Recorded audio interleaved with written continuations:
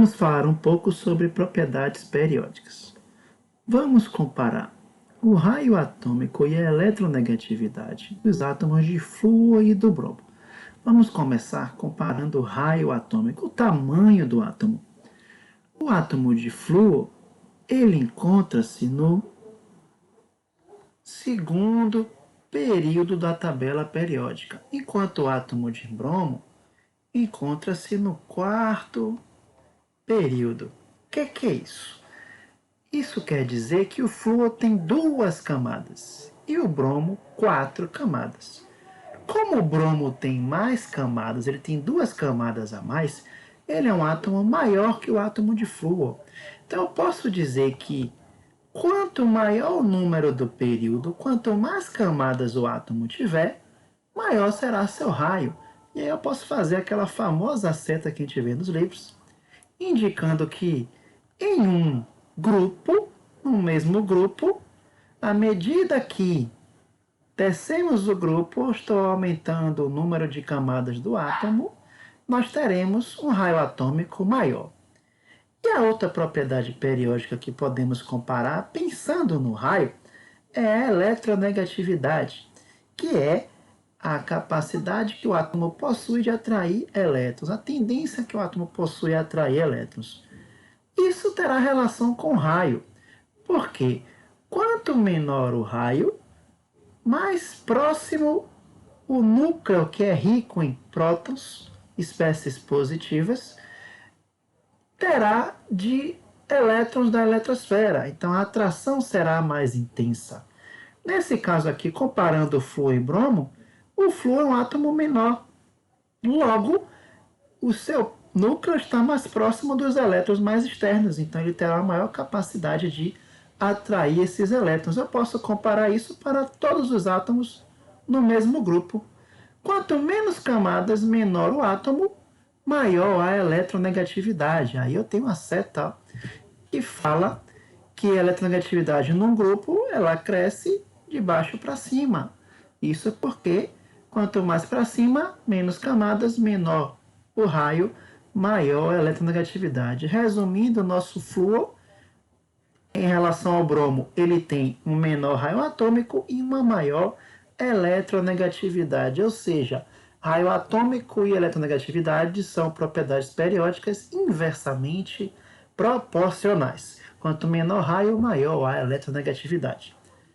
Vamos comparar também o raio atômico e a eletronegatividade num período da tabela periódica. Eu tenho aqui agora, por exemplo, eu vou comparar o carbono com o flúor. Todos dois estão no segundo período da tabela periódica. Todos dois têm duas camadas, então o número de camadas não vai ser o suficiente para definir esse tamanho, porque o número de camadas é igual. O que é que vai definir esse tamanho? A quantidade de prótons no núcleo, o número atômico. Observe que o carbono tem número atômico 6 e o flúor 9. O núcleo do flúor, ele é mais positivo, ele tem mais prótons. Prótons atraem elétrons. Então a tendência é que esse núcleo atraia os elétrons mais para perto dele, deixando a distância entre núcleo e camada mais externa, que vai definir o raio atômico, menor. Dessa forma, quanto menos prótons tiver no núcleo, menor vai ser o raio. Então eu posso dizer que o flúor tem menor raio que o carbono e que a tendência da tabela de crescimento do raio é da direita para a esquerda num período. Ou seja, quanto menos prótons tiver, menor vai ser essa atração, maior vai ser o raio. É o caso do carbono, que tem raio atômico maior. E a eletronegatividade? A gente viu que é inversamente proporcional ao raio. Quanto menor o raio, maior a eletronegatividade. Então, o flúor ele é mais eletronegativo do que o carbono, porque tem raio menor. E eu posso também definir a eletronegatividade no período. A tendência é, quanto mais prótons no núcleo, maior vai ser essa atração, maior vai ser a eletronegatividade. Então, está aqui o sentido de crescimento dessa propriedade em um período da tabela periódica. Conhecendo o raio atômico e a eletronegatividade, eu posso usar essas propriedades para comparar também a energia de ionização e a afinidade eletrônica. Eu vou usar o mesmo exemplo para falar dessas propriedades.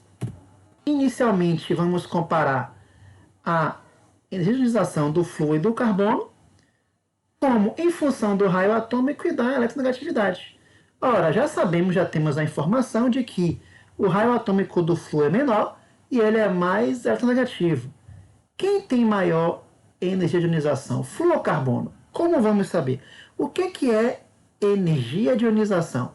É a energia necessária para a remoção de um elétron de um átomo. Então, quanto mais fortemente ele estiver atraído, mais difícil será remover esse elétron. Eu terei que fornecer mais energia para isso acontecer. Então, dessa forma, o átomo menor, que é o átomo de flúor, o átomo mais eletronegativo, vai atrair mais esse elétron mais externo, vai ser mais difícil removê-lo. Necessariamente teremos que aplicar uma maior energia para isso acontecer quando eu comparo ao carbono. Então eu posso também fazer uma tendência disso na tabela periódica, num período ou mesmo num grupo. Estamos fazendo num período aqui, então quanto mais eletronegativo, quanto maior o número de prótons no núcleo, mais difícil vai ser remover o elétron, eu terei que aplicar uma maior energização. Então eu tenho essa tendência aqui. Eu posso fazer a mesma coisa num grupo. Num grupo, quanto menor o raio, ou seja, quanto mais para cima da tabela, mais eletronegativo, maior também a energia de ionização. Ou seja, a energia de ionização ela é diretamente proporcional à eletronegatividade e inversamente proporcional ao raio. Ok? Vamos pensar agora na afinidade eletrônica. Vamos comparar agora a afinidade eletrônica do flúor e do carbono. Nós já comparamos o raio atômico e a eletronegatividade e vimos que o flúor tem menor raio atômico e, por consequência disso, é mais eletronegativo. O que é a afinidade eletrônica? É exatamente a tendência que o átomo tem de receber elétrons. E que átomo vai receber esses elétrons com mais eficiência? Aquele átomo que tiver maior capacidade de atrair elétrons, ou seja, maior eletronegatividade. Então, a afinidade eletrônica e a eletronegatividade são propriedades periódicas diretamente proporcionais. Então, o flúor, que é mais eletronegativo, tem maior afinidade eletrônica. Podemos avaliar isso, verificar a tendência na tabela. No mesmo período, eu sei que quanto mais prótons no núcleo, maior a eletronegatividade em função do raio menor, consequência maior a afinidade eletrônica. Está aí a tendência na tabela. Então, o carbono tem uma menor afinidade eletrônica, o flúor uma maior, e segue essa sequência no período.